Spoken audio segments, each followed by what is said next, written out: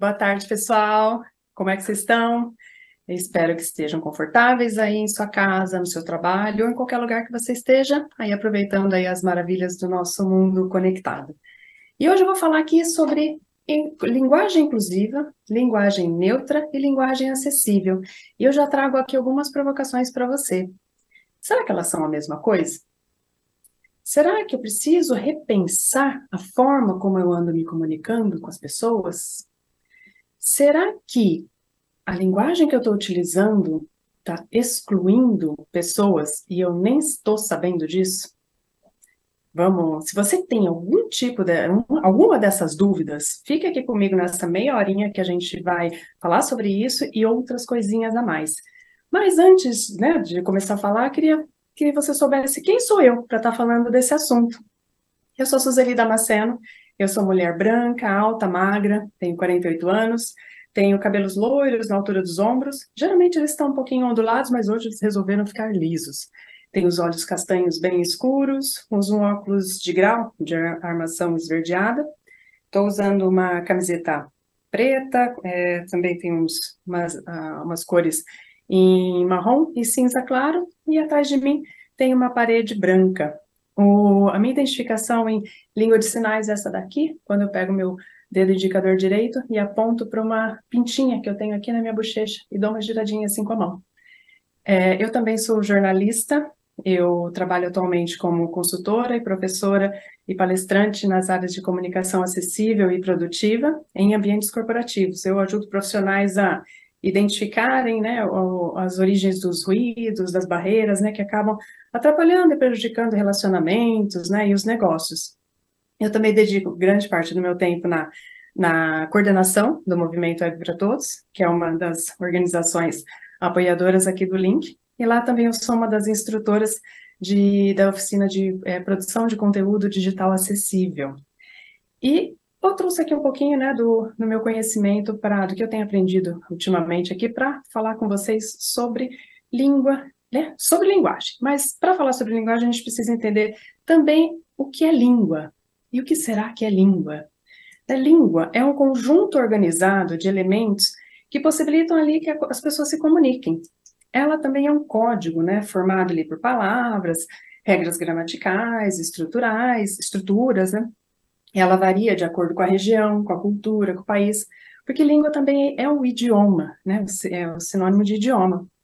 Pode ser escrita, pode ser falada, pode ser sinalizada, como é o caso da língua brasileira de sinais, que vocês estão vendo aqui na tela, né, a tradução simultânea.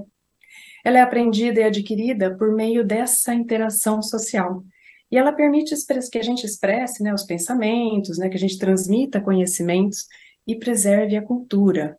E linguagem? O que será que é linguagem?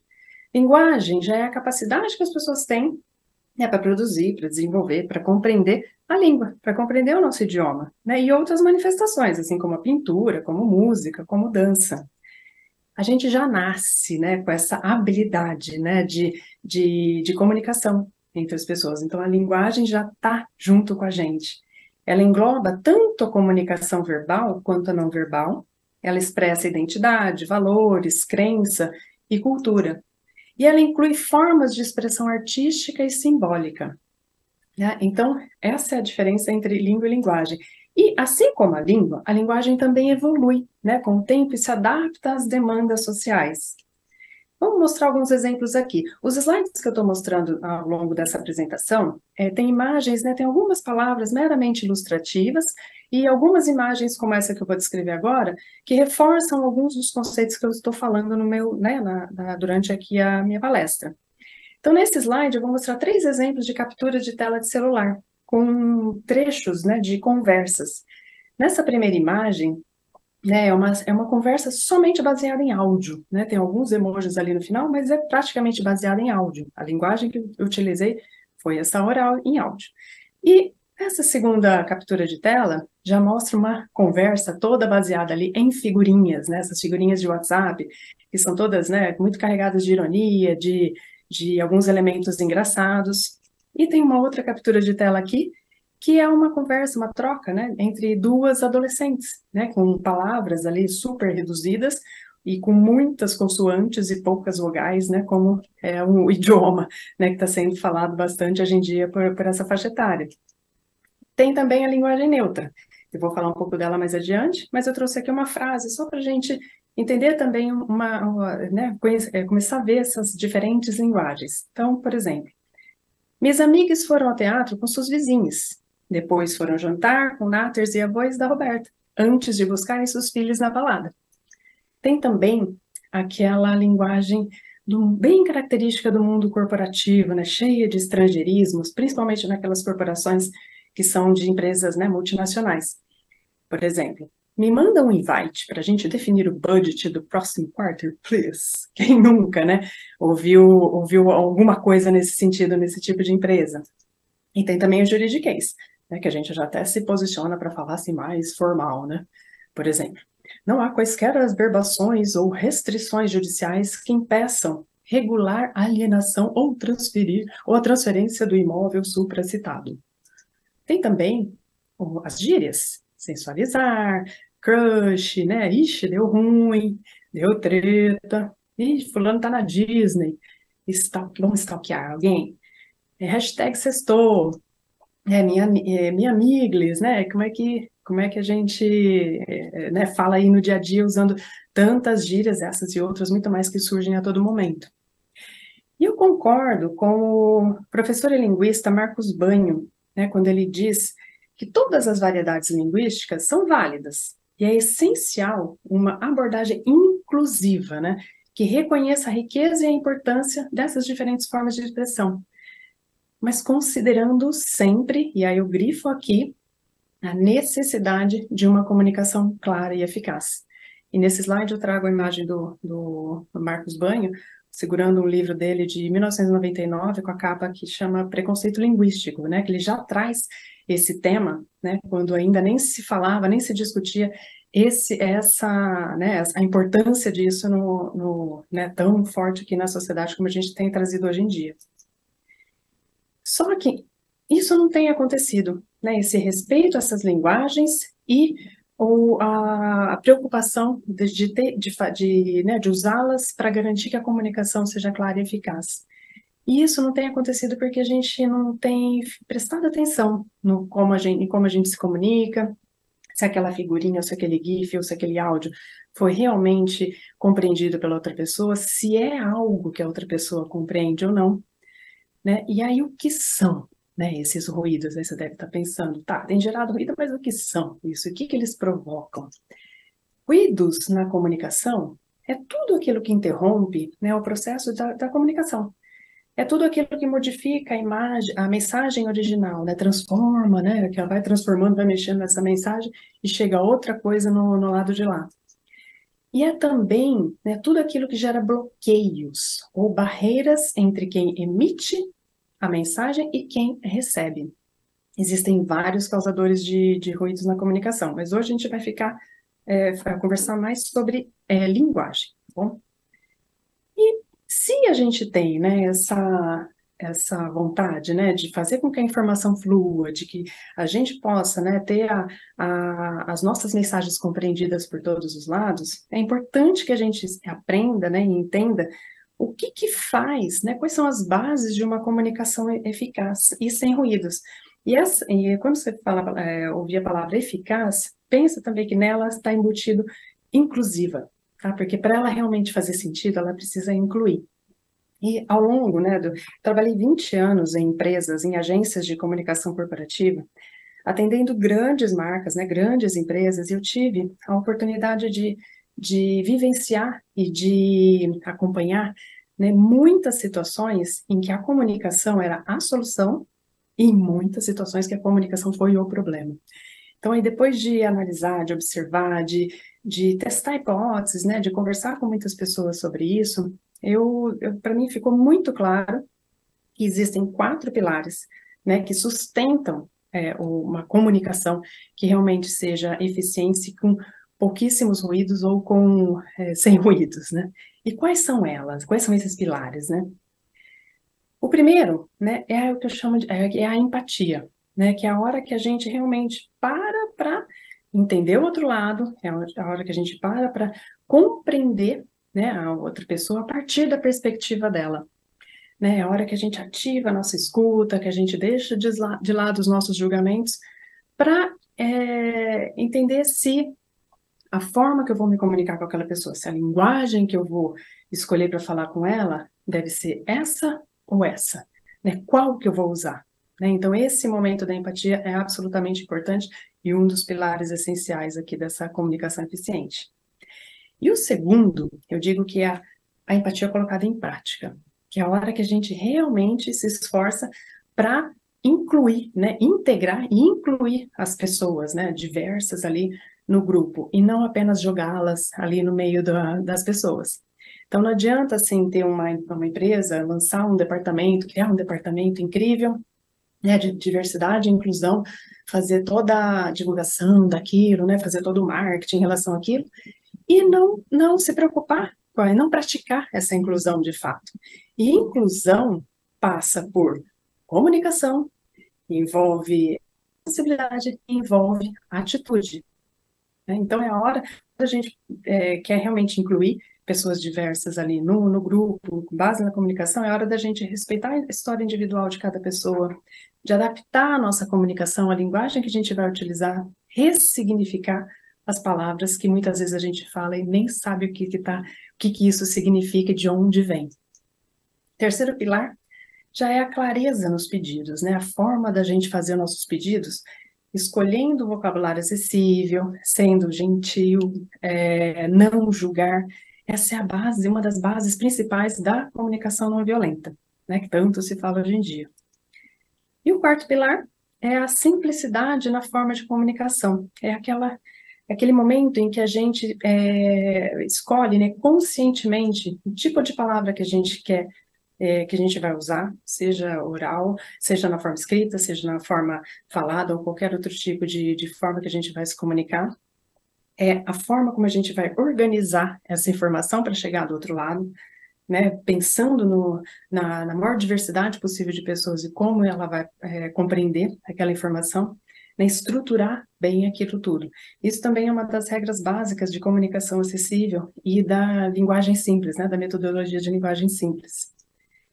E se a gente, né, se preocupar com a linguagem que a gente utiliza, a gente vai eliminar um monte de barreiras e de ruídos que acontecem na comunicação hoje, principalmente hoje em dia, né, com esse monte de informação, com esse monte de correria que a gente tem.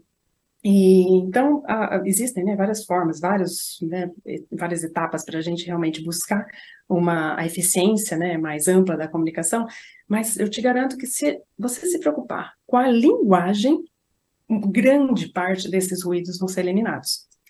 E aí, qual será, né, a linguagem que eu devo, então, utilizar para tentar, né, permear esses 4 pilares aí que eu acabei de falar? Será a linguagem inclusiva? Seria a linguagem neutra? Seria a linguagem acessível? A gente vai ver agora que elas têm diferenças entre si, mas elas têm um fator que une todas elas, que é bem comum e bem forte, né, em todas elas. Vamos começar pela linguagem inclusiva. O que é isso? Linguagem inclusiva, eu digo que é uma atitude, né, envolve tom de voz, envolve expressão, envolve vontade, envolve essa ânsia que a gente tem de realmente incluir, de fazer com que as pessoas se sintam, né, parte daquela comunicação, que se sintam parte e tenham vontade de colaborar.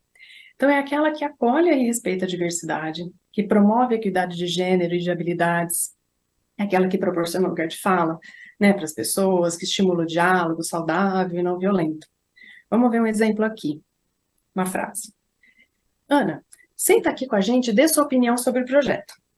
Aí você deve falar, legal, né, linguagem inclusiva, eu estou falando para a Ana vir aqui contar, né, a opinião dela do projeto. Será que é inclusiva desse jeito que tá? Será que a Ana pode se sentir intimidada? Será que ela está preparada para dar a opinião dela? Será que ela quer dar a opinião dela?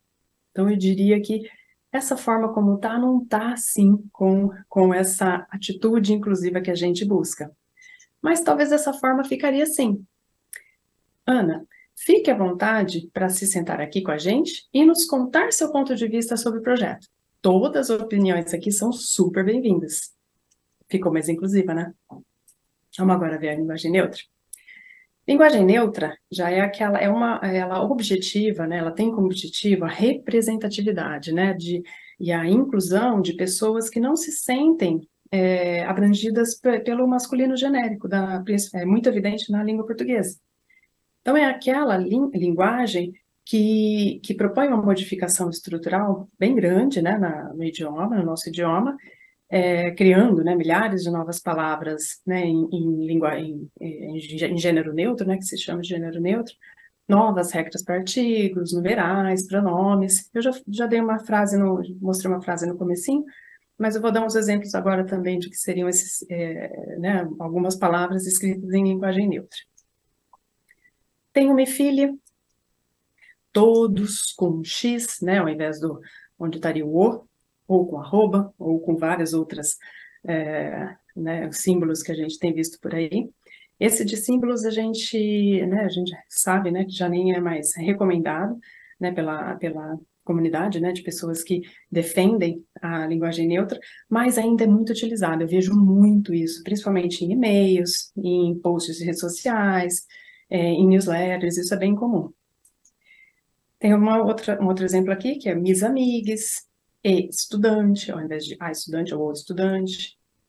Aquele menino é esperte. Sua avó é mãe ou boi? Ao invés de seu avô, sua avó, é má ou boa? Minha Nathalie é legal. Tem duas moças lá, e por aí vai. São só alguns exemplos do que seria essa linguagem neutra. E linguagem acessível, o que é? Linguagem acessível é aquela possível de ser compreendida por qualquer pessoa, independentemente do seu perfil, de sua formação e de suas habilidades. Aqui a gente está falando de pessoas com deficiência, pessoas idosas, pessoas estrangeiras que estão aprendendo nosso idioma, crianças em idade de alfabetização, né, em idade pré-escolar, de alfabetização. A gente está falando de pessoas de baixo letramento, pessoas neurodiversas e assim por diante. Vamos ver um exemplo aqui. Eu vi um anúncio esses dias aqui em São Paulo, né, de um apartamento que achei interessante, né, assim. Tem um compacto ótimo, né, pet friendly, ideal para short stay em São Paulo. No prédio, há vending machines com diversos tipos de snacks. Será que isso está em linguagem acessível? Será que todo mundo consegue entender o que é esse compacto, né, que estão falando, né, que as imobiliárias estão falando hoje? Eu sou da época da kitnet, que depois passou para estúdio, e agora é compacto. Mas será que já é uma linguagem que está conhecida por todo mundo? Principalmente nesse caso aqui, que as pessoas fora de São Paulo que vão alugar provavelmente esse apartamento. E essas palavras estrangeiras, pet friendly, short stay, vending machines, snacks, acho que não é acessível não, né? E se a gente trocar, então, pensar numa outra sugestão, que seria? Tem um apartamento bem pequeno para alugar em São Paulo, ótimo para curtas temporadas, e animais de estimação são bem-vindos. No prédio, há máquinas de venda automática de salgadinhos, biscoitos, etc. Mais fácil de entender, certo?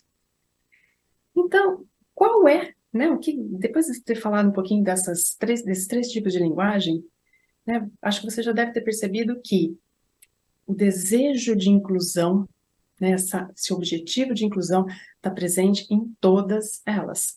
Elas têm algumas diferenças, mas isso realmente é uma base de todas elas. Que tal a gente fazer uma mistura desses três tipos de linguagem, né, fazendo algumas adaptações para que a nossa forma de se comunicar realmente seja inclusiva, neutra e acessível. Vou falar algumas dicas aqui de como que a gente pode fazer isso. Primeira delas, prefira palavras simples e conhecidas. Dica básica ali de acessibilidade e de fazer com que a nossa forma de falar seja fácil para ser compreendida por todo mundo. Exemplo, ao invés de falar oportunizar, que pode ser uma palavra conhecida por muita gente, mas certamente não pela maioria, que tal permitir e possibilitar? Ao invés de falar, né, que eu quero que o projeto, né, seja feito com celeridade, que tal se o projeto for feito com agilidade mesmo? E se ao invés de eu protelar, eu começar realmente a adiar, né? Melhor não adiar, né, obviamente, mas todo mundo adia algumas coisas no dia a dia, Então, ao invés da gente ficar protelando, que tal a gente trocar a palavra por adiar? E, ao invés de definir o budget, não é melhor a gente definir o orçamento? Não fica muito mais claro e mais rápido de todo mundo entender? Dica 2. Não usar X, arroba, emoji, o sinal de porcentagem, o jogo da velha, ou qualquer que seja o símbolo ou sinal para neutralizar palavras, né? Isso, eu tenho visto muito isso, né? Nesses canais aí que eu comentei agora há pouco, mas também em posts de redes sociais. As pessoas agora estão colocando também emojis, né, no meio das palavras. Isso acaba gerando uma confusão enorme, né, de compreensão e acaba prejudicando bastante também a experiência de leitura, né, de muitas pessoas, principalmente que fazem uso de leitores de tela, pessoas cegas e com baixa visão, por exemplo. Né? Se a gente, eu convido, aliás, todo mundo a experimentar, fazer uma navegação com leitor de telas para entender como esse tipo de alteração nas palavras acaba prejudicando a experiência de leitura no geral, porque o software lê tudo o que está escrito ali. Então, na hora que ele chega numa palavra, por exemplo, um X, ele vai citar aquele X no meio. Então, a pessoa que está ouvindo precisa, né, parar um minutinho e entender que aquilo lá, tá, fazer a conexão e juntar de novo a palavra na cabeça dela. Isso prejudica, atrapalha também tradutores automáticos de idioma, incluindo tradutores, né, do português para Libras. Prejudica também, né, a compreensão de quem está fazendo a leitura, de quem está lendo ali, principalmente pessoas neurodiversas, ou qualquer pessoa mesmo, porque se você começar a observar, você vai ver que você acaba precisando, né, parar um pouquinho mais naquelas palavras para entender, para ter certeza que você entendeu o que o que a pessoa quis dizer ali. Então, não vamos usar esse tipo de recurso para neutralizar gênero. Mas a dica 3 é sim a gente reduzir ou eliminar ali a maior parte possível de marcadores de gêneros que a gente vai ver que são desnecessários. Né? E a nossa língua portuguesa, ela tem um monte de recursos, de possibilidades que permite a gente poder fazer essa substituição sem modificar a palavra. Por exemplo, quero que eles resolvam o problema. Será que esse eles tá necessário mesmo aí? E se eu só trocar por quero que resolvam esse problema?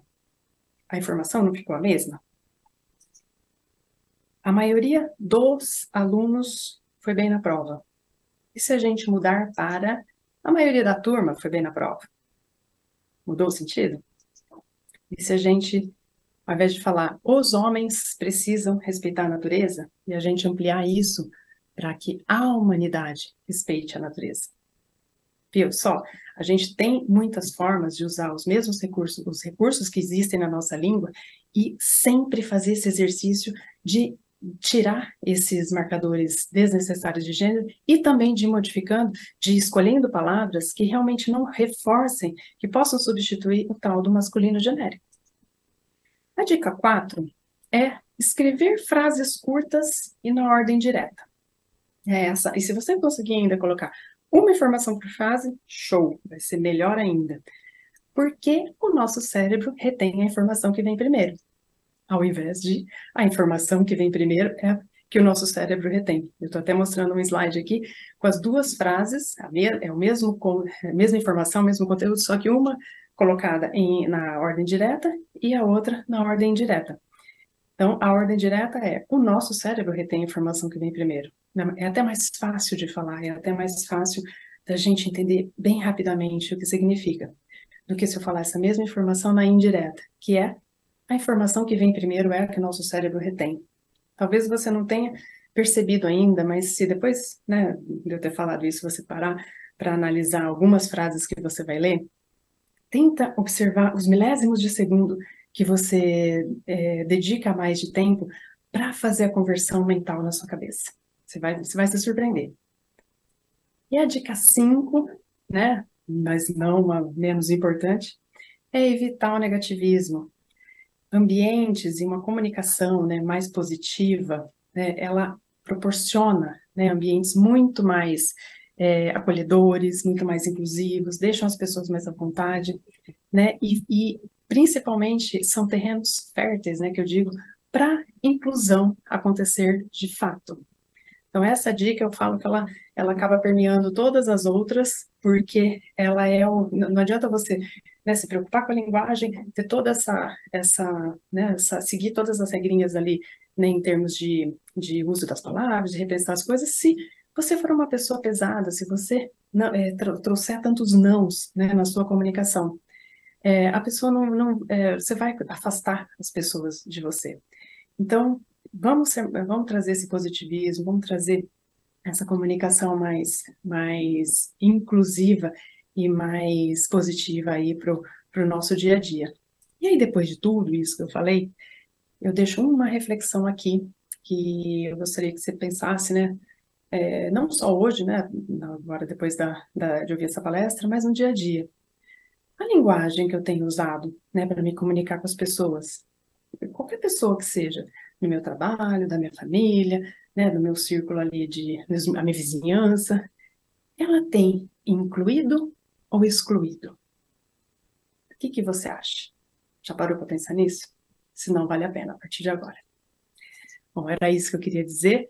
Agradeço muito pela oportunidade, agradeço muito, pessoal do Link, pela oportunidade de eu contar um pouquinho, falar um pouquinho aqui do que eu aprendi nesses anos todos. Eu deixo aqui os meus contatos nesse slide. Tem 2 QR Codes, um que leva direto ao meu perfil no LinkedIn e outro que leva ao perfil no Instagram. No LinkedIn é Suzeli Damasceno, tudo junto, e no Instagram é @Suzeli, só. E tem meu site também, suzelidamaceno.com.br, com um monte de informação ali sobre comunicação acessível, inclusiva, para você também aprender, enfim, e a gente continuar conversando em outras redes sobre esse assunto. Obrigada, pessoal. Boa tarde para todo mundo e bom link também aí.